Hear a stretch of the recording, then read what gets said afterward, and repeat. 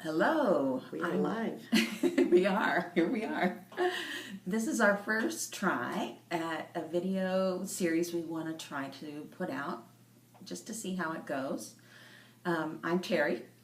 And I'm Terry. And we are TNT. And we met in 1988. Mm-hmm. Terry was invited to come on a ski trip that my husband and I were leading. My husband's a pastor. And we were taking the singles out to Colorado.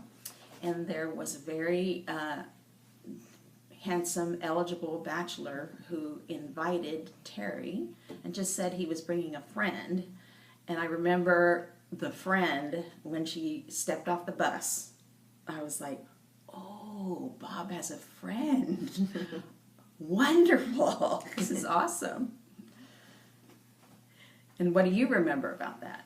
I remember just being invited into a group up here in Kansas City, and with Bob, we are both from St. Louis, and so he was a physician up here, and I ended up, after that ski trip, about a couple of years later, moving up, and we started dating.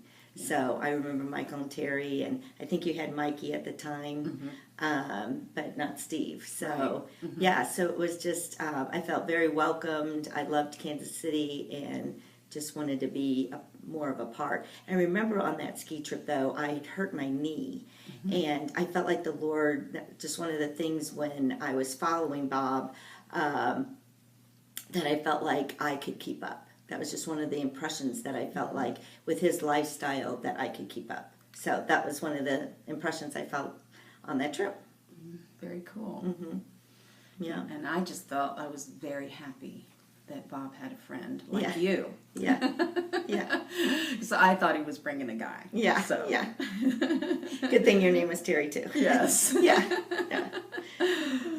So we live here in the Kansas City area. And Bob is a doctor, my husband's a pastor. I have 5 kids, and she has 3. 3. And so we've been together ever since then, and different levels of friendship. But several years ago, something just happened, and we became close friends. And I just have been so grateful for that. She's just a kindred spirit, and we just like being together. Yeah.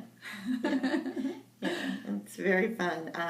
My oldest has cerebral palsy, so that has kind of put us on a journey, which life usually does. You don't really think about, you have an idea of what your life is going to look like and what you want it to look like, but then God gives us surprises. And so Joe was born in 97 and has cerebral palsy, and I think that has just again set us on a journey different than what we thought. And then when Terry had her illness, I think that's when, because we were just having all these prayer meetings for Joe, and so I think that's when we really started connecting more. And then Joe actually today is going to give his testimony. He's a sophomore at Mid-American Nazarene College, and he's going to give his testimony today in his evangelism class, and he's going to speak on the night that we were at Terry's house. And that it was like a 2-hour prayer meeting, and he was sitting on the couch next to Michael, and Terry was in a lot of pain. And after about 2 hours, Joe sits up in his chair and says, "I feel fire in my bones." And Michael laughed and chuckled. The whole living room was filled with all of our good friends, and said, "Joe, I do too." And so it's interesting because on the way home, so Joe was 7 at the time, Anna was 5, and Carter was 3. On the way home, Joe said, so this was 2 hours later, Joe said, "Mom, can we do that every Monday night?" And Anna said, "Joe, not many 7-year-olds can do a 2-hour prayer meeting." And my husband piped in and said, "Well, Anna, not many 5-year-olds realize that a 7-year-old can't do, a 2-hour prayer meeting." Yeah, but I think it was from then, and then Joe had that word for you. I don't know how many prayer meetings later, but that you would get healed on May 27th. Oh my gosh, that's amazing. And there was a significant healing at that point that you went to a prayer meeting, I think down in Arkansas. I went to Arkansas. Yeah. Amazing. Mm-hmm. I mean, it just amazed me the amount of support that I got when I was in my darkest hour. I mean, I had no idea. And it was so deeply touching to me that it's a young man in a wheelchair Yeah. who's just so incredibly fervently praying for me and so unaware that, you know, his own healing still was out there. And I'm still believing for him to have his full healing. Right. Right. So, yeah, that was when we had a deeper intersection Right. than ever. But I do remember when you came and visited me at the plaza. I think it was before that time. And we went Yes, to and you became Starbucks. Fun Mama. I became Fun Mama. Yeah. And that was a great honor. Yes, yes. Well, yeah, because you were working on the plaza, and Lisa lived with us with the Master's Commission program. Right. And so Joe was, gosh, Anna was probably 15 months. Joe was, you know, a little over 3 when Lisa moved in. And all Joe could get out was Lee. He could not get called her Lee. Yeah, he called her Lee. and then Lisa was able to teach Anna how to walk. And so it was just our lives kept intersecting, you know, at different points. But you came over and played at our house, and you got down on your hands and knees crawling around the living room. And then Joe said, "Oh, Fun Mama," because Bob's mom was called Mama, and so you were a Fun Mama. And so that was that. Again, it was just that those intersections that have been precious in developing a lifelong friendship. So Yeah, it's such a gift. yeah, it really is. Yes, all I need is a child for me to go into my Fun Mama mode. Fun Mama mode, because I just love to act like an idiot. Maybe I don't know. I love to get down on a child's level and just enter into the joy that they feel of just being alive. And Right.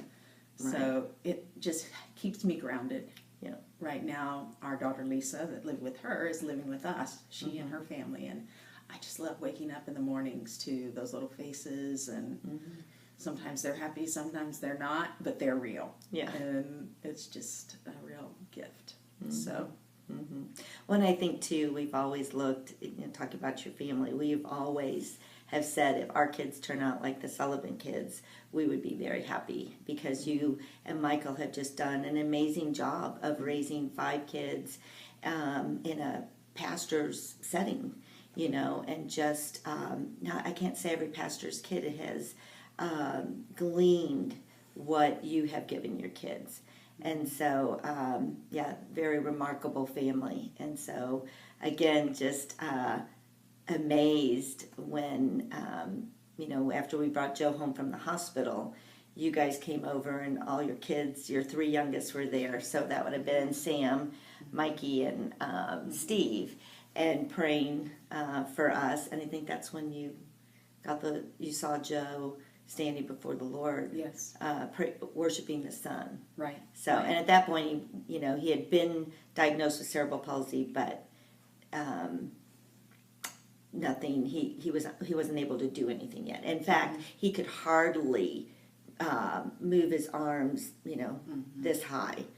But you saw him stretched out, worshiping the Son. When I prayed for him, I had a picture that I knew was from the Lord, that he was just walking continually towards the sun with his arms lifted high. And he started out on a tricycle, and then he rode a bicycle, and then he rode a unicycle. Right. And I remember after I gave that to you, you went out and found a unicycle. We were at a garage sale, and there was a unicycle, and I thought, I'm getting it. And Absolutely. so, yeah, just, again, those tokens from the Lord, keep going, keep believing.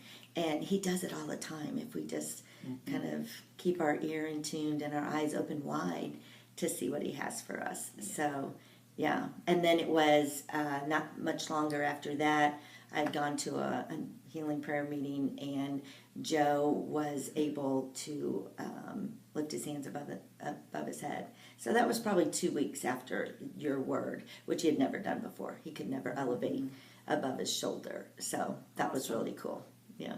I love Yeah. it. Yeah, I love yeah. it. I can't wait to the day that he stands up and walks Yes. and then runs and does Rides that everything unicycle. that's Yeah. been in his heart to do. Mm-hmm. So Yeah. it's Yeah. amazing. Yeah. And then a couple of years ago, we were having a birthday lunch. Mhm. I remember because we were at like North at an Italian restaurant Right. around the corner. Right. And I just had some stirrings about us just meeting together and praying about what we might do together to be a voice, because we both have it in our hearts to be a voice in some way to encourage other people. Right. And when Terry came, she said, you know, I just have this thing in my mind that we are TNT. Mm-hmm. And when she said that, something just exploded inside of me. And I thought, you know, there's going to be power by us doing this together. You know, the Bible says that 1 puts 1,000 to flight and 2 put 10,000 to flight. There's just exponential good that comes when we are together, moving in the same direction with the same heart on the same path. So that's why we're doing this. That's why we started this, and we're going to just continue and see how it unfolds. But this is our maiden voyage together. Yeah.